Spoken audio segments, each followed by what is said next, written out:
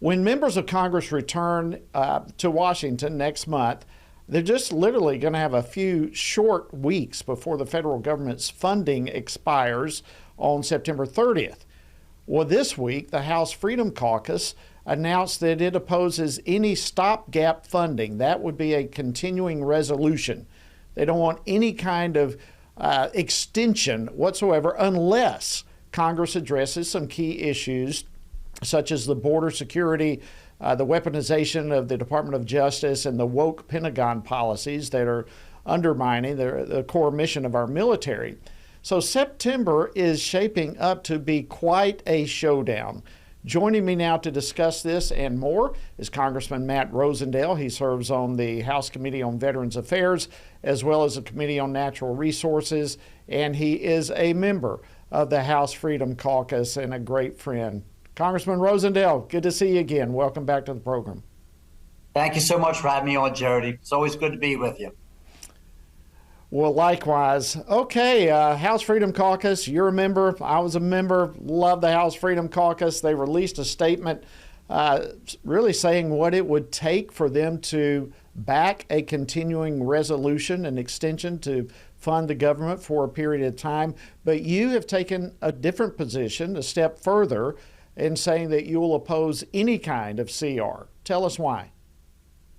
The federal government, Congress, is charged with developing 12 appropriation bills in order to provide the transparency and the oversight and to fund government in such a fashion that everyone can see exactly where those dollars are going to and to make sure it's policies that we support. And unfortunately, they have not done so for the last, I think, about 4 years now, Jody. You could probably speak to that even better than me. But I know since I've been there, the last 3 years, we have not done so. And we were assured under the leadership of Speaker Kevin McCarthy that we were going to deliver on that obligation, to deliver the 12 separate appropriation bills to show exactly how we were going to fund the entire federal government. And this is what we've been working towards up to this point. I don't know whether it's not going to be done because of malice or negligence. Doesn't matter. If they're not going to deliver the 12 appropriation bills, and look, I'm more than willing, as you know, to spend the time in Washington that is necessary in order for us to develop and deliver those 12 appropriation bills. But if we're not going to, then a continuing resolution, think about this, continuing to spend at the same levels that we all voted against for the last 2 years on policies that we all voted against for the last 2 years. Why would I sign off on a continuing resolution to continue to fund at elevated levels policies that I completely disagree with? So that's why I say I'm not supporting any continuing resolution. And look, I have the highest regard for all of my colleagues in the Freedom Caucus across Congress. I truly do hold these people in high regard. However, we know, and I asked them the other evening, does anybody truly believe that we're going to see a continuing resolution that provides the policies that they would support? And they said to the person, no, we really don't believe so. I said, then let's be honest. Let's come out and tell the American people we're not going to support the continuation of the Biden administration policies and spending. And that's where we draw the line. And we're prepared to go ahead and stay there as long as it takes to get the appropriation bills done. Well, I tell you what, this is, and we all saw it coming. We have seen this coming for a long, long time. This is going to be a battle. This is a line in the sand, I believe, for Kevin McCarthy as to whether or not he survives being the Speaker of the House. In fact, I saw a non-Freedom Caucus member say that it is inevitable that Speaker McCarthy will not survive if he doesn't get through this in a manner that conservatives have sat there to do, as you're just describing. So this is going to be an incredible showdown, and we're certainly going to be keeping a pulse on it. Let me switch topics. Unfortunately, our time always seems to run out quickly. But yesterday, House Republicans sent a letter to the Department of Justice, the Inspector General, asking if his office has been limited in its ability to investigate the IRS whistleblower testimony about the Hunter Biden probe. I think that's a great letter to send. Does it appear to you like the Department of Justice is continuing to cover up for Hunter Biden and possibly even for President Biden, and doing so really at their own detriment?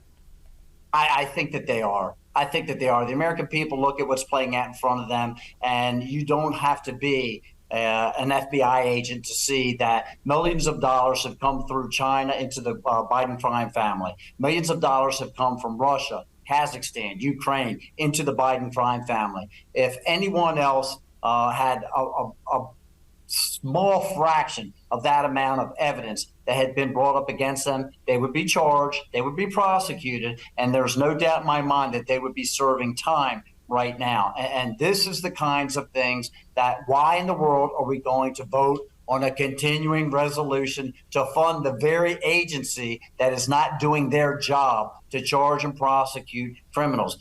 Congress can continue to elevate these issues. We can provide the oversight to make sure that everyone is aware of it. But at the end of the day, Jody, you and I know that the Department of Justice has to charge and prosecute. And we've got deep-seated problems, not only DOJ, but the affiliates, the FBI, the IRS. I had a gun store in Great Falls, Montana that was raided. I am still trying to get records returned for them. We've got major problems, and the appropriations process is one of the only tools that Congress has to rein these out-of-control agencies in. Absolutely. And people are disgusted with the obstruction that they see from this administration and the various agencies that are so connected with it. And Speaker McCarthy actually came up saying that he would call for an impeachment inquiry against President Biden if they continue to obstruct and refuse to hand over the documents that they're requesting. What happens with all of this? And we've just got a couple of minutes, but where is all this going? I think an impeachment inquiry really heightens the subpoena power. So I think at the end of the day, one way or the other, y'all will get the documents. Do you agree, or am I missing something here? No, I think so, but I'm very concerned and unfortunately cynical at this point that we've had 9 months to perform these tasks, and just now Speaker McCarthy is coming forward and starting to actually embrace the impeachment inquiry when he himself is in great jeopardy of his own job, quite frankly. He showed that he was willing to form a coalition with 169 Democrats and only 145 Republicans in order to get the debt ceiling package passed. We knew at that point he extended the debt ceiling out until January of 25. He removed all leverage that the Republicans in the House have to negotiate much of anything. And so now we are proceeding down this path where he's going to propose a continuing resolution. And instead of addressing this issue, and again, delivering on the appropriation bills, we're going to see a sleight of hand. We're going to see a little bit of distraction going on where we might be able to begin an impeachment investigation into Mayorkas or into Biden or into his crime family, and people aren't going to fall for it. Well, you've got 10 seconds to answer my last question. We've got the first presidential debate tonight, minus one heavy hitter. What are you hoping comes out of tonight's debate? I'm going to be interested to see the debate and see exactly what these individuals try to highlight as their accomplishments, as their achievements. We know what President Trump has accomplished. He created the strongest economy We're going to have to leave it there. Our country has ever seen.